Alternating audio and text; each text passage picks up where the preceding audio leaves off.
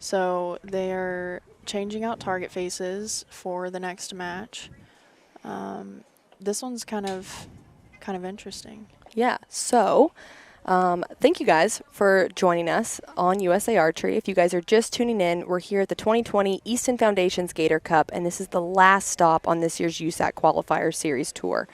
We have just watched the recurves, the compound women, and they are getting ready to bring out our compound men for the grand finale here at Gator Cup. So this is a very interesting final. Well, first off, I'm Paige Pierce. I'm here with Mackenzie Brown, and we're going to be your commentators for this match. So thank you for tuning in with us. So, interesting match. Here's who we're going to have. We have Cole Frederick versus Jared Laux. Laux. Laux? Laux. Laux. Gosh, I even asked him. That's okay. Laux. Okay. He says people get it wrong all the time, the pronunciation. So. I asked him earlier, and I said, I might butcher that, so I did. So, these are two archers in USA Archery that I feel like anyone that's been following our events would not have seen before. Cole's 18 years old. He's from Georgia. He does shoot some NFAA. He shoots some ASA. I know he shot a 900 earlier this year at Vegas, and he won the young adult class doing that. He was also ASA known 50 shooter of the year. I think he won 2 of those events as well. This is, I think, his 3rd USAT ever and his first USAT final. Now for Jared, he's 23. He's from Michigan, and he now lives in Lancaster and actually works at Lancaster. So that's pretty exciting for them to have one of their own staff here in this final. Yeah, he works at the shop in Lancaster. They've got a bow shop there. They don't just distribute, they also have a bow shop, which is how it all started. And Jared works with people who walk in and want to have their bows worked on. He's also from an archery family, so his sister's in the top 16 for the Olympic trials right now. Awesome. She shoots on the younger side of the field. Okay. I think she's still a cadet. Okay. And their mom is a judge for USA Archery as well. So Awesome. So they're all involved. both of these guys come from archery families. So I think that's pretty exciting. They're no newbies when it comes to the sport of archery. They're just a little more new when it comes to the realm of USA Archery. So it's pretty exciting to get to see them out here in a final. They both opened with a 9, so very similar start. That's going to make it easier for them.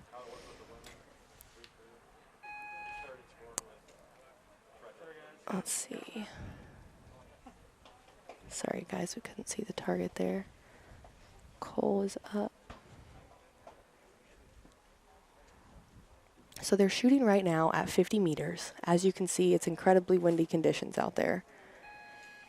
And Cole does not look happy after that end. So I see 3 9s on Cole's target.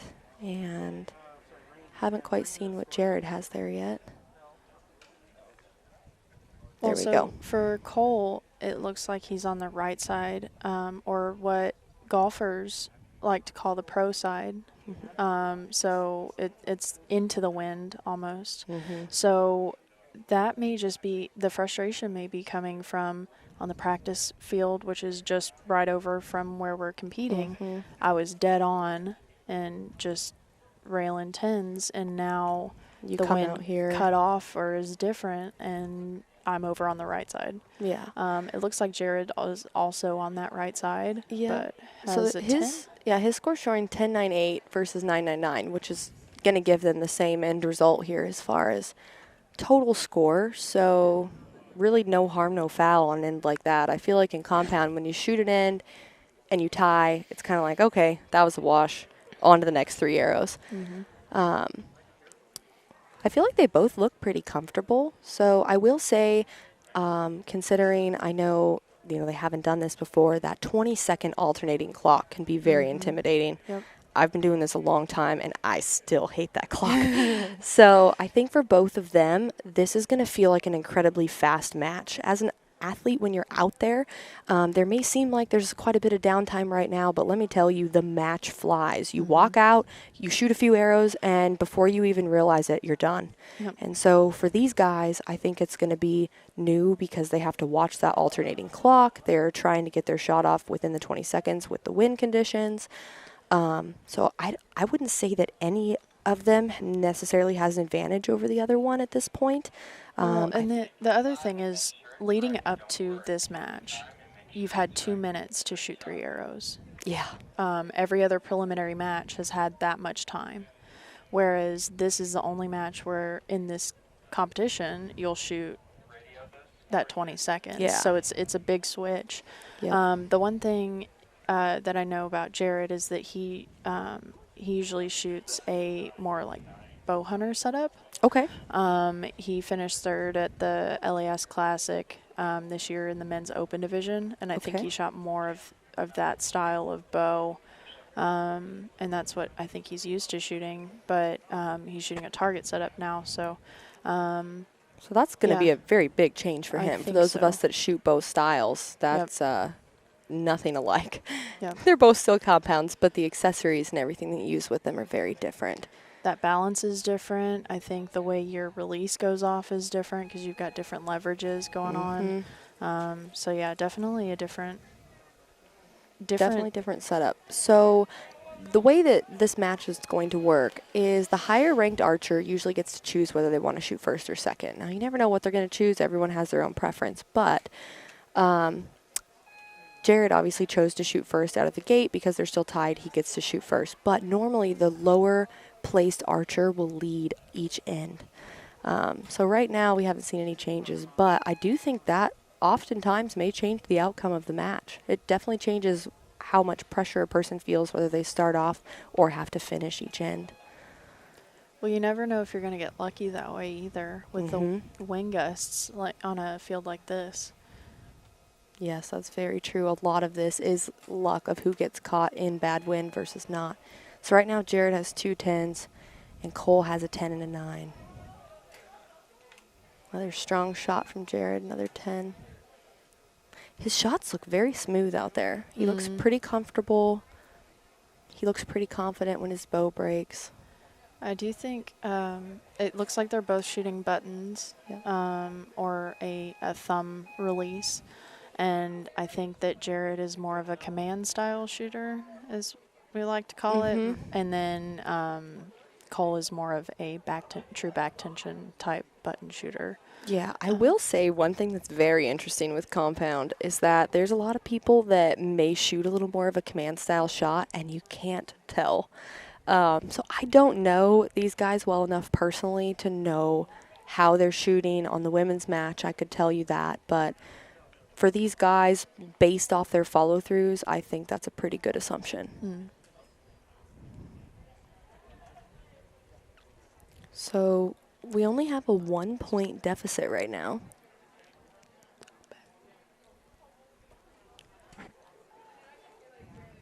Yeah, so it's really close match so far.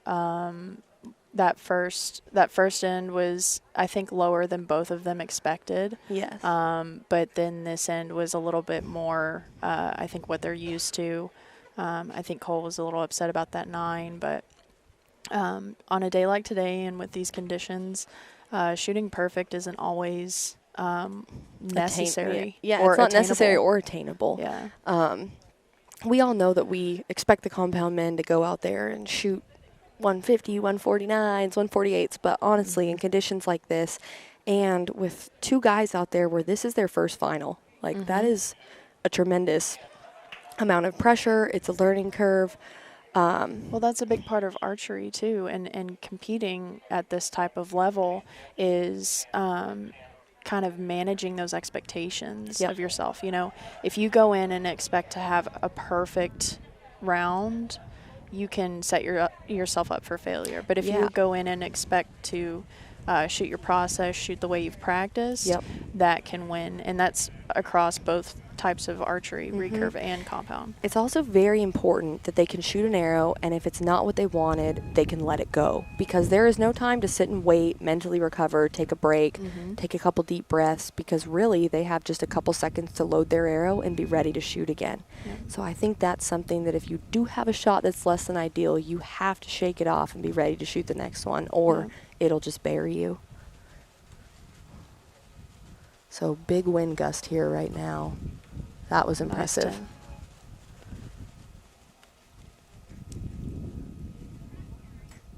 Yeah, so watching that right there,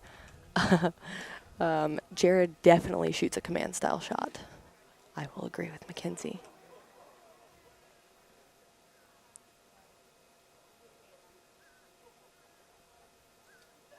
And looking at Cole, yeah.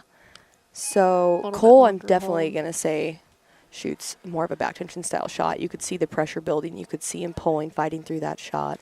Where if you watch Jared there, you can see he basically puts the pin where he wants it and hits the trigger to make it fire. And those are two very different shot styles, but both are very effective, honestly. We've seen for years, back when I was young, everyone said back tension was the way to go. And now you've seen people on the world stage that are just incredible, and they're such good competitors, and they're shooting command style shots. So I would say right now there is no one is better. I think each archer just really has to figure out what's going to work best for them personally. Yeah, it's totally personal preference, and the same thing with which type of release you choose to shoot. You know, I know you've shot a wrist strap release before in the past and used a trigger release. Now I think you're shooting a button, a handheld button. Yeah, I learned on a hinge when I was younger, so I think a lot of compound archers tend to kind of switch around and change stuff up. But well, and I think it connects with that mental side of things, right? Like, do you, when you're at full draw, feel like, oh, I need to make this go off? Or do you at full draw feel like, oh, I can just wait and keep pulling kind of thing? So I think on compound, it takes a very special kind of personality that can shoot a command style shot and not get crippling target panic. For myself personally, I can say there was a few arrows yesterday I tried to punch in the wind, and my brain, I say like punch now, and nothing happens, or I'll just like kind of flinch and my finger won't even move.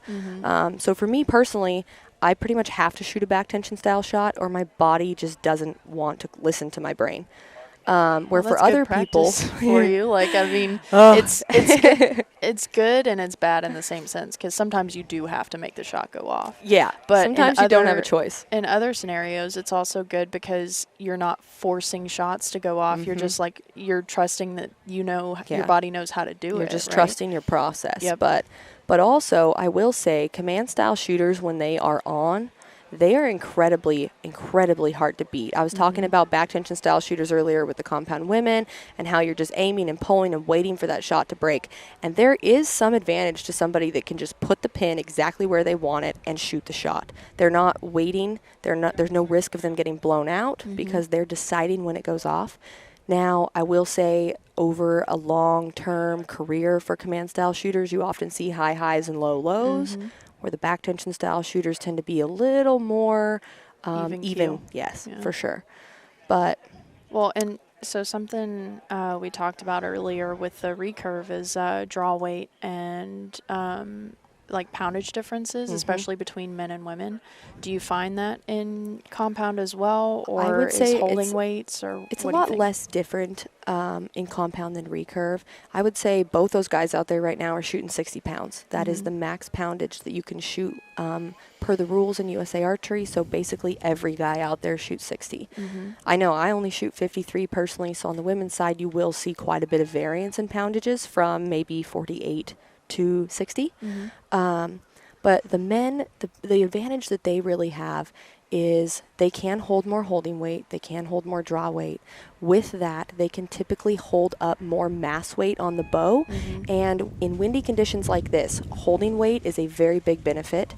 So is mass weight on the bow. Both of those things are going to make your bow more stable in these windy conditions. The other thing is their speed. Obviously, they tend to have longer draw lengths, and they can have heavier arrows traveling even faster than the compound women's arrows that are much lighter, so they're going to get a lot less drift. So overall, when you look at a compound setup, man versus women, especially in windy conditions, they should have a slight edge up on us for a number of reasons. So pretty nice group for Jared up there high left, which is interesting because it's just a right to left wind. It might have switched to a little bit of a tailwind. Yeah, there's a good 10 from Cole there. But honestly, the amount of tailwind that may have shifted for that one end to me, like you were talking about speeds and stuff like that, that shouldn't necessarily affect someone who's shooting like close to, 300 feet per second? Is that kind of close to where you guys are? They're probably more around 280, if I had to guess. So, I mean, if you can see, Jared has an incredibly good group there. So whatever he was doing was consistent with the wind. Cole has one in the middle, one kind of high, one kind of low. So the hard part is every arrow these guys are shooting, the wind is a little bit different. Yep. So they might aim, the same place, and then one arrow might go barely low, one arrow might go barely high, one drifts more, one drifts a little less. So it's incredibly frustrating because both these guys are good enough archers that they went out there expecting perfection or expecting tens. Yep. And it can be a little hard on your morale when you're, struggling through it out there and you're shooting more nines than you want. But I will say one thing that you're seeing from the men versus the women, these guys are doing very, very good at keeping their arrows in the gold. Mm-hmm. If you looked at the compound women, they had much more arrows out in the red. And again, that's something where if they read the drift or the wind just a little bit wrong, we tend to miss just a little bit bigger than they will because of those equipment differences that we mentioned. Yeah, those like stabilizer differences and things like that, or holding weight. So we're 4 ends in right now, and they're still 1 point apart. Mm-hmm. Cole has a 1 point lead right now on Jared. So a very, very tight match. As we've seen, 1 point is almost nothing in these conditions. Now Jared needs to head out there, and he knows that he needs to shoot solid arrows because obviously he would like to win outright. Mm-hmm. Another good case scenario is when you're heading into the last end down, even if you can force a shoot off, it keeps your chances alive. Yep. Now Cole is thinking, I need to seal the deal. Yep. I need to put these arrows in the middle. I need to make these count because he does not want to, 1, lose it, or 2, have a shoot off when he's going into that last end leading. Yeah. So let's see what Jared can do. Because he was 1 point behind, he gets to start this end, and he leads with a strong 10.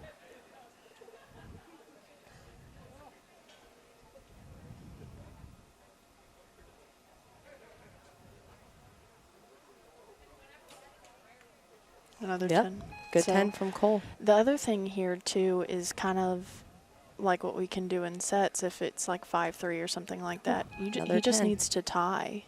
At this point, Cole needs to tie Jared. Yep. So just to keep his 1 point lead for that win. Yep. So Jared shot another 10. He's really putting the pressure on Cole right now, and Cole answers. Yeah, and you can really tell how much time both of them are using. Jared's only taking 6-7 Oh, he got seconds. caught in the wind there. You saw that. He wasn't happy with it. And that resulted in an 8. So Cole right now just needs to shoot 1 strong shot, and he does it to secure his win.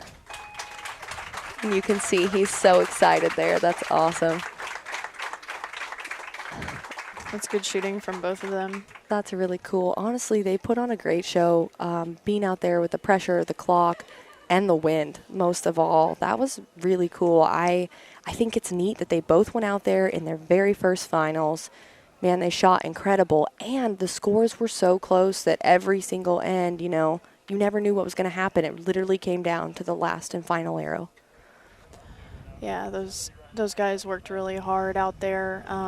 That wind is tough. And, I mean, these scores are ones that, like what we talked about before, this is not what they hope to shoot in good conditions, but in these conditions, I would say they're pretty good scores. Yep. And really happy for these guys on their first debut when it comes to USATs, right? And at least the podium for sure. I mean, this is a whole different ball game than what they're used to shooting. USA Archery Finals events are no joke, so I'm really happy for both of them. I really hope that they both like this as much as we do, that they're going to keep coming back to these events.